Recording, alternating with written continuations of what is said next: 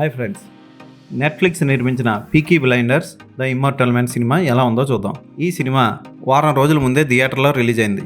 10 రోజుల తర్వాత ఇంటర్నెట్లో నెట్ఫ్లిక్స్ ద్వారా తెలుగు వెర్షన్ త్వరలో రిలీజ్ కాబోతుంది. ఈ సినిమా ఎలా ఉందో చూద్దాం.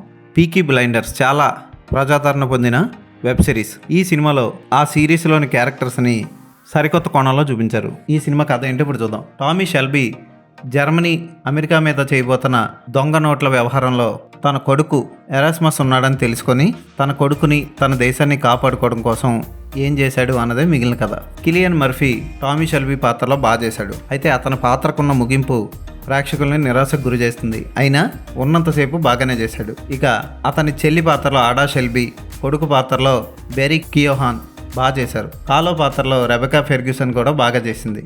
కిలియన్ మర్ఫీ అసిస్టెంట్గా జాన్ పాత్రలో టిమ్ రోత్ కూడా బాగా చేశాడు. అక్కడక్కడ యాక్షన్ సన్నివేశాలు బాగుంటాయి. తండ్రి కొడుకుల మధ్య వచ్చే సన్నివేశాలు కూడా బాగుంటాయి. అయితే కట్టి పడేసే అంత ఎమోషనల్ సన్నివేశాలు కానీ వాహ్ అదిరిపోయింది, సంభ్రమాశ్చర్యాలకు గురి చేసింది అన్న రేంజ్లో అయితే సన్నివేశాలు లేవు. ఫోటోగ్రఫీ, విజువల్ ఎఫెక్ట్స్ సినిమా స్థాయికి తగ్గట్టు ఉంటుంది.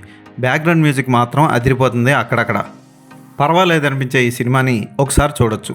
నెట్ఫ్లిక్స్లో తెలుగు వెర్షన్ త్వరలో రిలీజ్ కాబోతుంది. రిలీజ్ అయ్యాక తెలుగులో చూడండి. మీరు పీకీ బ్లైండర్స్ వెబ్ సిరీస్కి ఫ్యాన్ అయితే ఖచ్చితంగా ఈ సినిమాని ఒకసారి చూడొచ్చు. ఆర్ట్ డిపార్ట్మెంట్ కానీ కాస్ట్యూమ్ డిపార్ట్మెంట్ కానీ అద్భుతంగా పనిచేసాయి. సౌండ్ డిజైన్ కూడా బాగుంది. అయితే అద్భుతమైన కథా కథనాలు, కట్టి పడేసే సన్నివేశాలు కొరవయ్యాయి ఈ సినిమాలో. ఈ సినిమాకి నేను ఇచ్చే రేటింగ్ 2.5/5.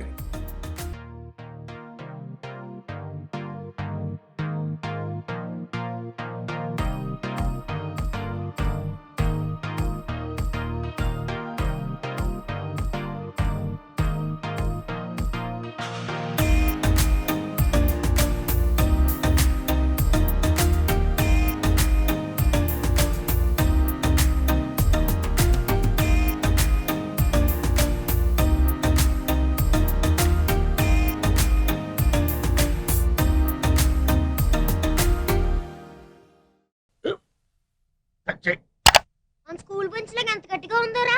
కొట్రా, కొట్టు, పర్లేదు, కొట్టు. అబ్బా చైన్ పెట్టేసింది బాబాయ్. నీకు నొప్పి. ఏంటి నువ్వు కొడతావా? కమా బిట్ మీ యార్. వద్దు బాబాయ్. వాణ్ణి నేను కొట్టడం లేదమ్మా, వాణ్ణే నన్ను కొట్టమంటున్నాను. నువ్వేం కంగారు పడక్కర్లేదు. అడుగుతావేంటి?